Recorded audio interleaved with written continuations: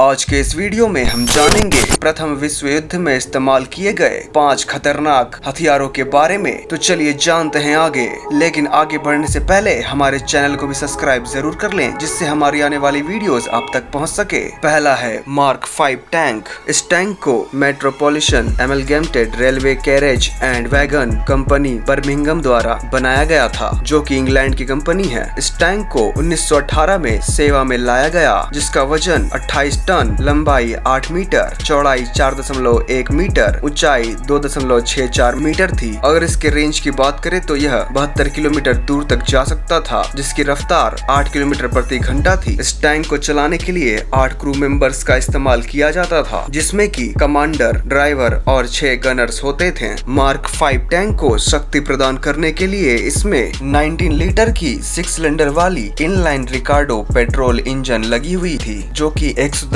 Kilowatts की थी। इस टैंक की सुरक्षा कवच की बात करें तो इसमें 16 mm मैक्सिमम आगे की चादर लगी हुई है। साथ ही साथ इसमें 12 मिलीमीटर साइड में और 8 मिलीमीटर छत और बेली में लगाई गई है। इस टैंक में कुछ अस्त्र शस्त्र का भी इस्तेमाल किया गया था, जिसमें कि 2 6 पाउंडर QF गन्स, जो कि 207 राउंड वाली थी। साथ ही साथ इसमें hot chicks MK1 machine gun का भी इस्तेमाल किया गया था। दूसरा है अल्बाट्रोस D3। यह एक फाइटर एयरक्राफ्ट था, जिसने प्रथम विश्व युद्ध में अपनी अहम भूमिका निभाई थी। इस विमान ने अपनी पहली उड़ान 1916 ईस्वी में भरी थी, लेकिन बाद में इसे 1923 में रिटायर कर दिया गया था। इस फाइटर एयरक्राफ्ट को जर्मनी की एक कंपनी अल्बाट्रोस द्वारा बनाया गया था। इसकी लंबाई 7.35 मीटर, ऊपरी पंखों की चौड़ाई 9 मीटर, निचले पंखों की चौड़ाई 8.73 मीटर थी। वहीं इसकी हाइट की बात करें तो यह 2.8 मीटर का था। इस फाइटर विमान का वजन 700 किलोग्राम और ग्रॉस वेट 987 किलोग्राम था। इसकी रफ्तार की बात करें तो यह 188 किलोमीटर प्रति घंटा की रफ्तार से उड़ान भर सकता था। इस विमान को उड़ाने के लिए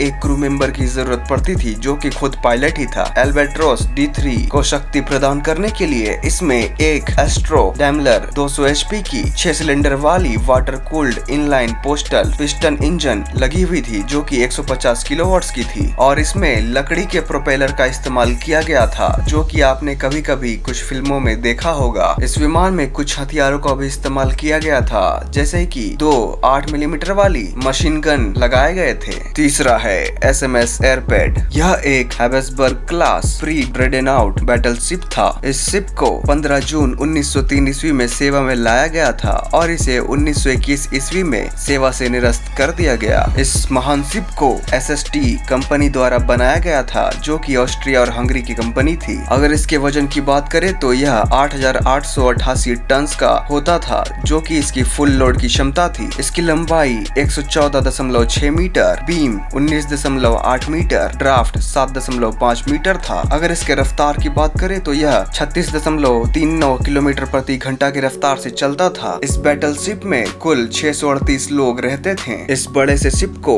शक्ति प्रदान करने के लिए इसमें 10,639 किलोवाट की 2 शाफ्ट वाली 4 सिलेंडर की vertical trip expansion steam engine का इस्तेमाल किया गया था, जिसमें 16 बिलेवल बॉयलर्स का भी इस्तेमाल किया गया था। इस शिप में लगे हुए कुछ कवच की बात करें तो इसमें वाटर लाइन बेल्ट, जो कि 180 से 220 मिलीमीटर की थी। वहीं इसकी डेक 40 मिलीमीटर और कॉनिंग टावर में 150 मिलीमीटर के कवच का इस्तेमाल किया गया था। इस SMS आर्पेड में लगे हुए कुछ हथियारों की बात करें तो इसमें 3 C97 guns, 12 Krupp C96 guns, 10 45 calibre वाली स्कोडा गन्स, 6 44 कैलिबर की स्कोडा QF गन्स, 2 33 कैलिबर की स्कोडा QF गन्स और 2 टॉर्पीडो ट्यूब्स शामिल थे। चौथा है SMU-27। यह प्रथम विश्व युद्ध में अपनी सेवा देने वाली एक सबमरीन थी, जिसे 8 मई 1914 को सेवा में लाया गया था और यह 19 अगस्त 1915 को पानी में डूब गया, जिसमें 37 लोग मारे गए थे। इस सबमरीन को कैसरलीचे व्रेफ्ट डेंजिंग कंपनी द्वारा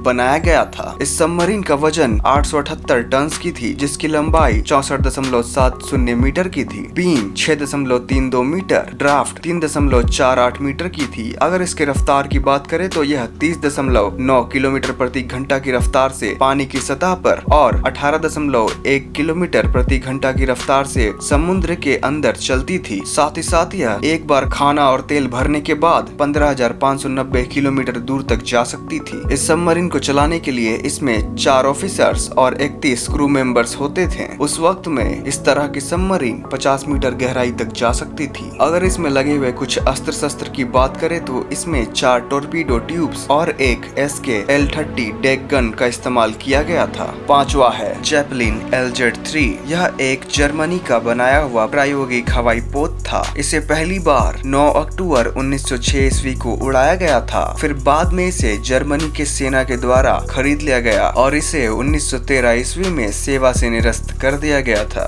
सेना के द्वारा खरीदने से पहले इसे बहुत ही बड़े बड़े लोगों को लाने ले जाने में उपयोग किया जाता था, जिसमें कि जर्मनी के क्राउन प्रिंस भी शामिल थे। यह एक प्रायोगिक एयरशिप होने के कारण सिर्फ एक ही बनाया गया, इसके बाद इसका निर्माण कभी नहीं किया गया था। इस एयरशिप की लंबाई की बात करें तो 126.19 मीटर, चौड़ाई 11.75 मीटर थी और यह आकाश में बहुत ही बड़ा दिखाई देता था।